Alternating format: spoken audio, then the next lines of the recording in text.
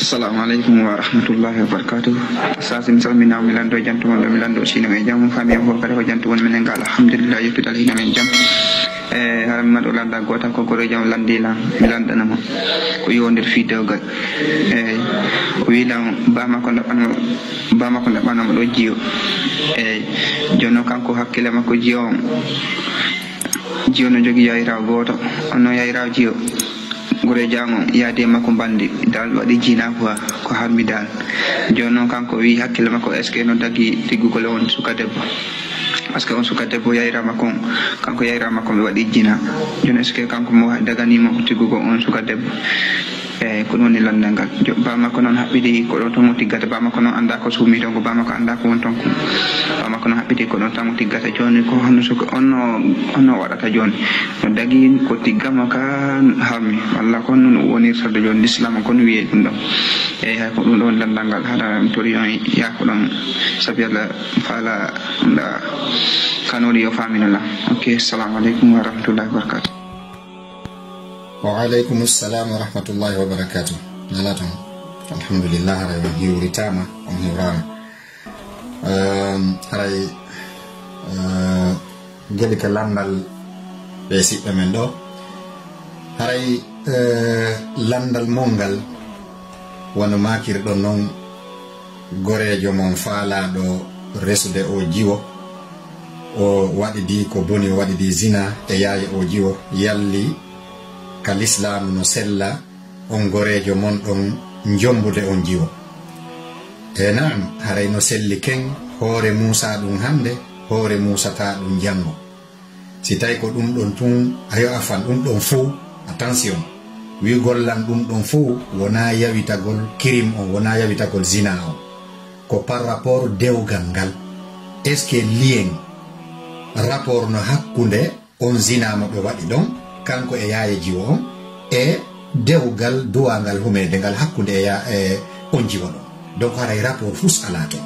lien fus alato nanda yida yada ko on sens don mi faandi wi ugol si tay ko dum don mari woni problème e fe dewgal ngal e fe humede dewgal ngal e fe jombugol on jiwo don haray problème hunde ala hellaton haray no dagi no laabi si tay ko dum don woni problème o hara ko dum don to woni ella on amma sen arti e zina on gorejo mon don hare o wadi bakkatu molanado hare ko yo tuban Allah o rutto e Allah o wada istighfar o toro Allah pardon on zina mo o wadi don ko zina on o yeddiri Allah o mari bakkatu e mudo dum don sana rien à voir kanyum e dewgal ngal o fokkiti ngal humanede kanyum e on jiwo wi owo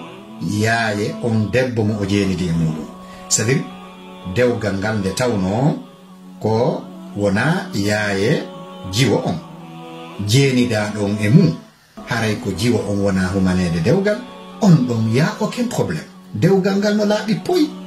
si ko ɗum ɗo mari woodi probléme haray si gorko on no mari ko tubana Allah haray ko affaire zina ko jeenidi kon e yaaye jiwo on sabu nanon fi hon ɗum la taziru waziratun wisra ukhra haray bakkatu waɗɗo on fawata ko mo waɗali o tentini on kaɗo hay si tawno non on gorko gorejo mon ko waɗi no zina ko jajiraho jiwo on direct hara ko yumma goto ben goto ma ɗum miñiraho makko direct yumma goto ben goto ɗum ɗon impactata harminta dewgal ngal humugol jombugol on jiwo ɗon yani miñiraho on jeenidaɗo ma ɗum jajiraho on jiwo jeenidaɗo a plus forte raison ɓa haray ko yaye makko kadi